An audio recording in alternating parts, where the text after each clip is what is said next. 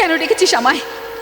ওই শাহী আফ্রিকি জিঙ্গালু জঙ্গলা তারা শনাক্তকারী পরি, এ তো বল সেই অপূর্ব আশ্চর্য প্রদীপ কোথায় আছে, যা দুনিয়ার সব থেকে বড় আর শক্তিশালী সেই জিনের প্রদীপ? বল কোথায় সেই জায়গা, বল কোথায় সেই জায়গা, কোথায় কোথায়?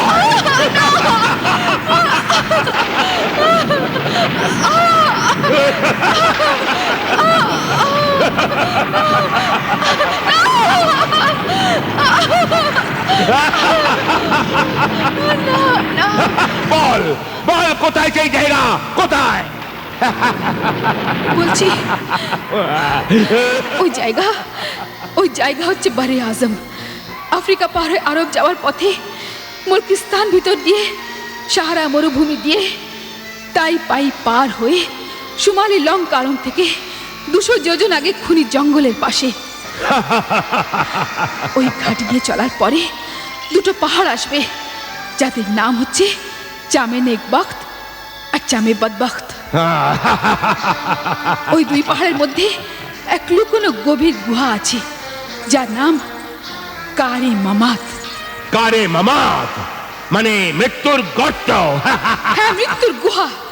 ওই গুহার মধ্যেই আশ্চর্য প্রদীপ এক তাকের উপর রাখা জ্বলছে। গুহার উপরের দরজা আর ভিতরে যাওয়ার রাস্তা তুমি নিজের জাদু বিদ্যার দ্বারা জানতে পারবে। ওই প্রদীপ ঘষলেই কি এক মহা শক্তিশালী জিনের আবির্ভাব হবে, যে সব কিছু করতে পারবে? হ্যাঁ, করতে পারবে, কারণ ওই জিন হলো জিনেদের শাহেনশাহ জিন। আর ওই জিনের হাতের মুঠোয় দুনিয়ার সব থেকে বড় শক্তি আর দুনিয়ার সব কিছু আছে। সে কি এক মুহূর্তের মধ্যে উঁচু আলিশান মহল বানাতে পারবে? হ্যাঁ, বানাতে পারে। সে কি ধ্বংস আর বিনাশ করতে পারবে? না। তার কাছে কি এত জবরদস্ত ভালো আর খারাপ শক্তি আছে, যার দ্বারা যে কোনো ভালো কিংবা খুবই খারাপ ভয়ানক আগুন বা বারুদ দিয়ে ধ্বংস করার কাজ করানো যেতে পারে? হ্যাঁ, তা করতে পারে। ওরে নীচ আর জালিম জাদুকর জিঙ্গালু জঙ্গলা। সে কি জমির বাইরে আর জমির ভেতরে লুকিয়ে রাখা সব গুপ্তধনে একমাত্র মালিক? হ্যাঁ, তার মালিকও। এছাড়াও ওর কাছে এত প্রচুর দৌলত আর সোনা রূপো হিরে মুক্ত জড়ো আছে, যা গুণেও শেষ করা যেতে পারে না। এখন সেই সব ধনরত্ন আমার হবে, সেই সারা দৌলত আমার হয়ে যাবে। সেই আশ্চর্য প্রদীপের শাহেনশাহ জিনও তোর মতো আমার গোলাম হয়ে যাবে। ফের এই দুনিয়ায় আমার মতো বড় কোনো শক্তিশালী আর দৌলতওয়ালা কেউ থাকবে না। আমি ওই প্রদীপের দ্বারা দুনিয়ার সারা দৌলতের উপর কবজা করে নেব। নিজের শক্তি আর ব্যক্তিত্ব দেখাবার জন্যে মানুষকে অবুক্ত করে মারব। রুটির এক এক টুকরোর জন্যে মানুষ আপোষে কুকুরের মতো লড়বে। নিষ্পাপ বাচ্চারা দুধের জন্য তর পাবে। মারা নিজেদের বাচ্চাকে মরণ মুখে ঠেলে দেবে। চারিদিকে হাহাকারের রব উঠবে, আর আমি অট্টহাসি হাসবো। হ্যাঁ, অট্টহাসি। কত সুন্দর মনোরম দৃশ্য হবে সে।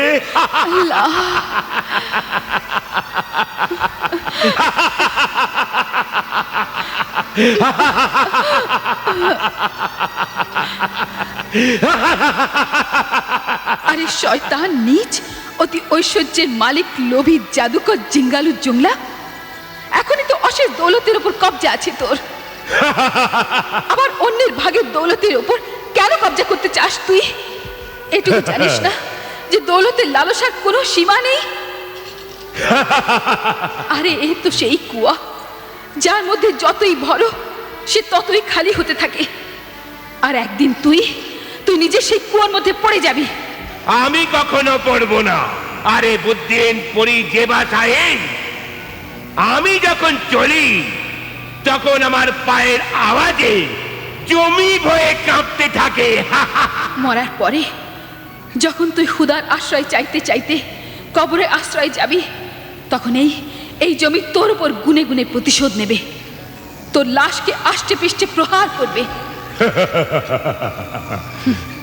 মাটিতে মাটি হয়ে যাবি, তোর অহংকার শুধু গল্প হয়ে রয়ে যাবে। আমি তোকে সাবধান করে দিচ্ছি যে অন্তহীন দৌলত আর সীমাহীন শক্তির জন্য এই আশ্চর্য প্রদীপের আশা নিজের মন থেকে বার করে দে। কত জাদুকরের জীবনের প্রাণের আলো এই আশ্চর্য প্রদীপকে হাতে পাওয়ার চেষ্টায় নিভে গেছে, আর কেবল মৃত্যু ওদের ভাগ্যে জুটেছে। আমি মৃত্যুকে ভয় করি না। আরে ভীতু, আরে বোকা পরি শাহীন, আমি মৃত্যুকে জয় করে নিয়েছি। আমার অসীম শক্তি শিখরে পৌঁছে গেছে। মৃত্যু তো হাত জোর করে দাঁড়িয়ে আর জীবন তো পায়ের নিচে লুটোচ্ছে। ভাগ্য তোরই মতো অসহায় আমার কবজায়। আর ফের যখন সেই আশ্চর্য প্রদীপ আমার হাতে আসবে, তখন আমার শক্তি আরো কত লাখ গুণ বেশি হয়ে যাবে। দুনিয়া আমার মুঠোর মধ্যে হবে। আমার যখন ইচ্ছে হবে যে রাজ্যকে আমি চাইব, সেই রাজ্যকে দুনিয়ার নকশা থেকে মুছে দেব, মুছে দেব, মুছে দেব। ঝড় হয়ে প্রদীপকে নিভিয়ে দেওয়ার যে লোক, তুমি কোথায় যাবে? দুনিয়াকে অন্ধকার করে? যেমন ইচ্ছা তেমনি আত্মা, যেমন আত্মা তেমনি চিন্তা, যেমন চিন্তা তেমনি শয়তানি কুৎসিত স্বপ্নবিলাসী কুটিল স্বভাব তোর। এই হওয়া উচিত ছিল যে তুই এই অসীম শক্তিশালী প্রদীপ হাসিল করে দুনিয়ার উপকার করতিস, দুঃখীকে হাসাতিস, অভুক্তকে খাওয়াতিস, বরবাদের ঘর বসাতিস, খুব সুন্দর দুনিয়াকে আরো সুন্দর করতিস। এই সব কিছু এই প্রদীপের দৌলতে কোনো ভালো মানবতা সেবার কাজে, উন্নতির কাজে লাগানো যেত। কিন্তু তুই তো দুনিয়াকে কবরস্থান বানাতে চাইছিস। কিন্তু তারপর এই উজাড় অন্ধকার দুনিয়ায় তুই কোথায় থাকবি বল? ওরে অবাধ্য কয়েদি পরি, তুই নিজের অবস্থাটা ভাব। তোর প্রাণ আমার কবজায় আছে, কিন্তু আমার ঈমান তোর কবজায় নেই। আমার জাদুর জালে জড়িয়ে আছিস তুই। আমার দাসী, বাদী, কয়েদি, গোলাম তুই। এ আমার দুর্ভাগ্য যে আমি তোর গোলাম, আর এও আমার সৌভাগ্য যে আমার আত্মা তোর গোলাম নয়। হৃদয় খোদার ভাবনা, চোখের মধ্যে ও জ্যোতি, মুখের উপর কলমা, তাই খুদাকে নশ্বর চিনতে পারি। তুই লাখ শক্তিশালী হলেও তুই মর্যাদাহীন শয়তান তুই। আরে তুই কে? অহংকারে তো পাহাড়ও ভেঙে পড়ে। নিজের মৃত্যুকে ডেকে আনিস না। আরে ও নির্বোধ পরিষেবা, নিজের মুখে লাগাম দে। তুই ভাগ্যের কথা জানিস নিশ্চয়, তাই তোর গুস্তাকে আমি হামেশা বরদাস্ত করে এসেছি, আর আমার মতলবের জন্য তোকে বাঁচিয়েও রেখেছে। হ্যাঁ, এ তো বল আমার ভাগ্যের গ্রহ সেই আশ্চর্য প্রদীপ পর্যন্ত আমায় পৌঁছবে কিনা। এ তো বল কোন গ্রহের ফলে আমি সেই অপূর্ব আশ্চর্য প্রদীপটা ওখান থেকে উঠিয়ে আনতে পারবো। আর সেই আশ্চর্য প্রদীপের জিনের নাম কি? বল, সেই আশ্চর্য প্রদীপের জিনের নাম কি? বল।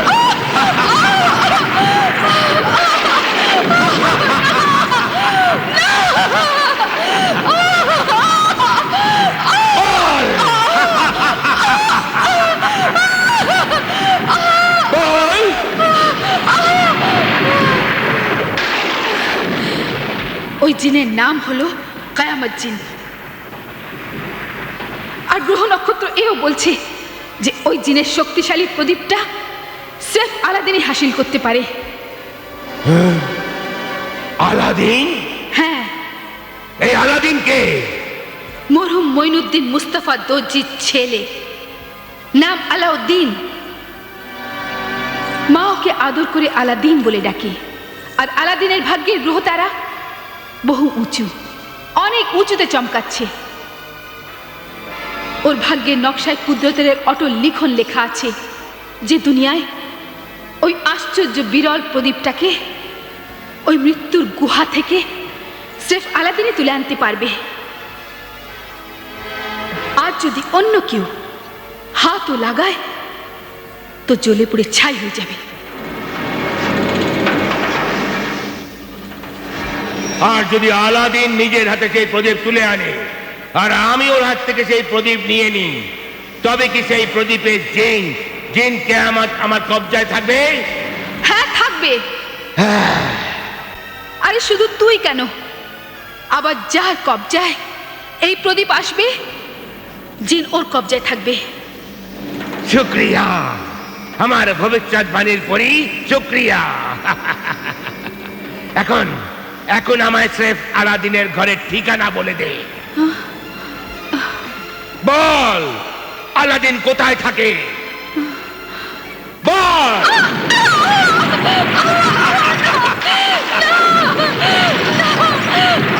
বল আলাদিন কোথায় থাকে। বলছি বলছি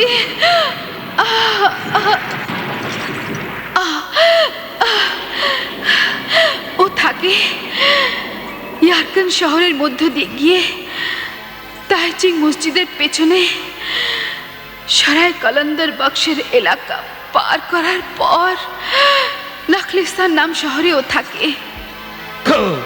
খুবই জ্ঞান তোমার। ও তারা শনাক্তকারী পরি।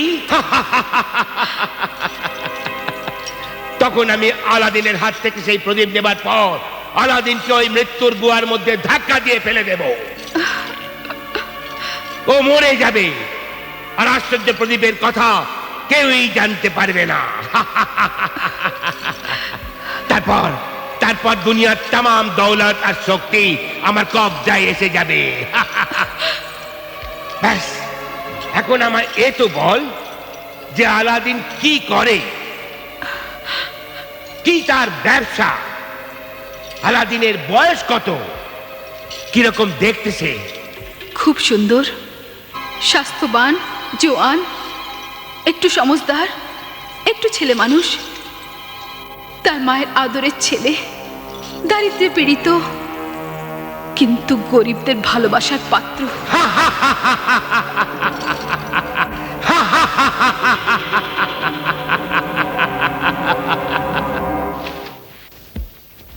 আলাদিন, এই আলাদিন,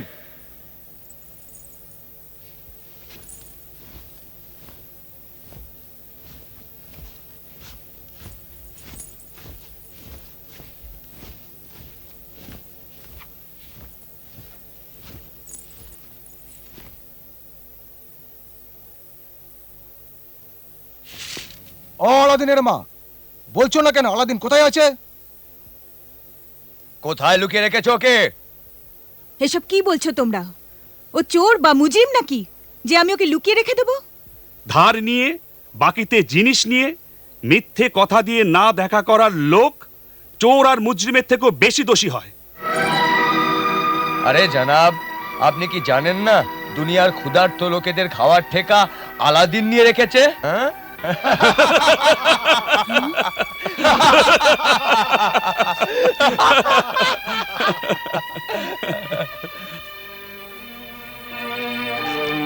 এই নিন, এসে গেছেন ঠেকাদার, এই শহরের সব থেকে বড় দয়ালু দাতা। গায়ে ছেঁড়া কাপড়ও নেই, পেটে রুটি নেই, ঘরে কানা করিও নেই, চলেছেন হাতিমটাই হতে।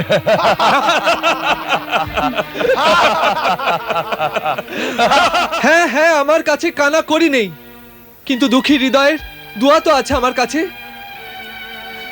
গরিব আমি নিশ্চয়ই, কিন্তু মনটা অনেক বড়, সেই জন্য গরিবদের মদত করি আমি। ধার করে লোকেদের সাহায্য করতে লজ্জা করে না? তুই আমার থেকে ধার নিয়ে এসেছিস আর মজদুরি করতেও আসিসনি। চল বার কর আমার 10 দিনার। আমার 5 দিনার। আমার 2 দিনার। আমি মজদুরি করে আপনাদের সবার ধার শোধ করে দেবো। কোথা থেকে ধার শোধ করবি তুই? হ্যাঁ, কোথা থেকে? ভিখিরি, বদমাইশ, মজদুর, কোথা থেকে কি করে ধার শোধ করবি তুই? হ্যাঁ, খবরদার যদি কেউ আমার বেটার গায়ে আর হাত লাগায়, হাত ভেঙে দেব, চোখ উপড়ে নেব, যে ওকে খারাপ নজরে দেখবে। তোমাদের দিনার চাই না? দাঁড়াও।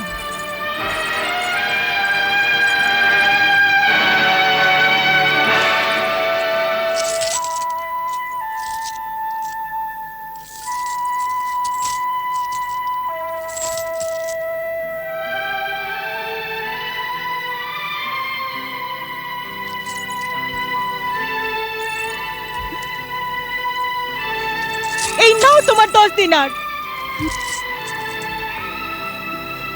আমার 5। এই নাও তোমার 5 দিনার। আর এই নাও তোমার 2 দিনার।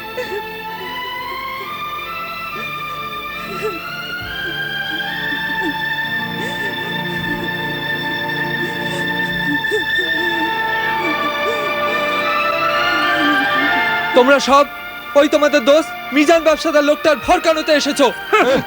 বা বরকুদ্দার বা, আমি যদি ভড়কাইতাম তাইলে তো সে কল পরেই তো তোমার হাতে পায়। আলাদিনের মা এই বদমাইশটা কাইল আমার গলা দাবানোর চেষ্টা করতেছিল। কিন্তু তুমিও তো আমার মা বাবার অসহায় অবস্থা নিয়ে ঠাট্টা করছিলে। হ্যাঁ, তোমার বাপ তো তোমার বাপ আছিল, কিন্তু হে তো আমারও বন্ধু, হক আছে কথা কওনের। আমি মাফ চাইছি, একে বাচ্চা ভেবে মাফ করে দাও মিজান ভাইজান। আমি মাফ কইরা দিছি। আর কোনো ভাবি জান, তুমি তো জানোই এই শহরের আমির, সরকারি বড় কর্তা, বাদশাহ আর শহরের দারোগা আর সিপাই গুলানের লগে কি সম্পর্ক। ওরা সব আমার ইজ্জতের দৃষ্টিতে দেখে, কেননা আমি এই শহরের এক ভদ্র আর ইজ্জতদার মানুষ। আলাদিনের কাল কয়েদ হওয়ার থেকে বাঁচাইছি, তা না হইলে সিপাহীর মুরগি চুরির দায়ে কয়েদ হইয়া যাইতো। চুরির অপরাধে? না না, আমার বেটা সব কিছু করতে পারে, কিন্তু চোর বা বদমাশ হতে পারে না। আলাদিনই মুরগি চুরি করেছিল। জিগাও তোমার বেটা রে। আলাদিন? হ্যাঁ মা, এই সেপাই এক গরিব লোকের মুরগি কেড়ে নিয়েছিল। আমি সেটা চুরি করে গরিব লোকটাকে ফেরত দিয়েছি। আমি তো ওই গরিব লোকটার সঙ্গে ন্যায্য কাজ করেছি না? আলাদিন? কিন্তু মা, আমি তো এই চুরি আমার জন্য নয়, অন্যের জন্য করেছিলাম মা। চুরি সে তো চুরি, নিজের জন্য হোক আর পরের জন্য হোক। আরে হতভাগা, হায় আমার পোড়া কপাল, তুই চুরি করেছিস, তুই নিজের মায়ের মাথা নিচু করে দিয়েছিস, তুই নিজের বাপের বদনাম করেছিস। তুই কেন চুরি করলি? কেন চুরি করলি তুই? আরে ছেলে তো মায়ের সহায় হয়, তোর নিজের দুঃখী মায়ের কথাটা মনে এলো না? তুই আমায় অসহায় করে দিলি, অসহায় করে দিলি। কেন এমন করলি? কেন এমন করলি? কেন? আমায় ভুল বুঝছো মা, আমায় ভুল বুঝছো। কেন তুই এমন করলি? কেন করলি? আমায় তুমি ভুল বুঝো না আম্মা।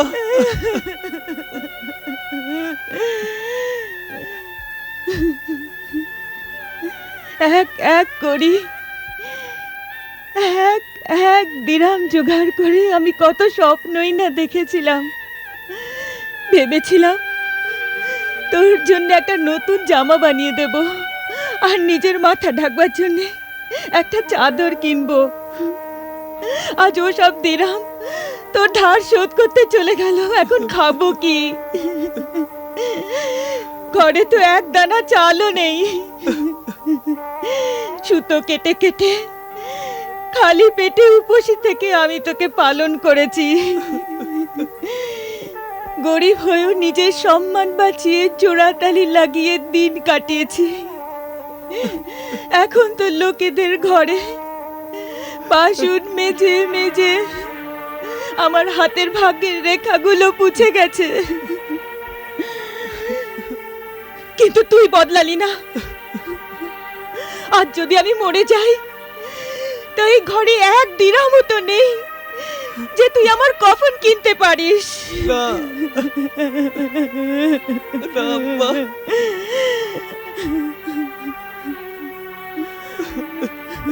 আমার কফনের জন্য তুই মহল্লার লোকদের কাছে ভিক্ষে চেয়েছে চাঁদা জোগাড় করে আমার কফন কিনবি আর আমায় কবর দিবি।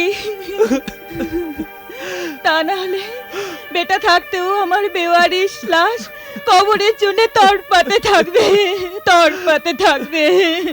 আম্মা, আম্মা, এরকম বলো না আম্মা, এরকম বলো না। তোমায় খোদার কসম, তুমি এরকম বললে আমি জান দিয়ে দেব।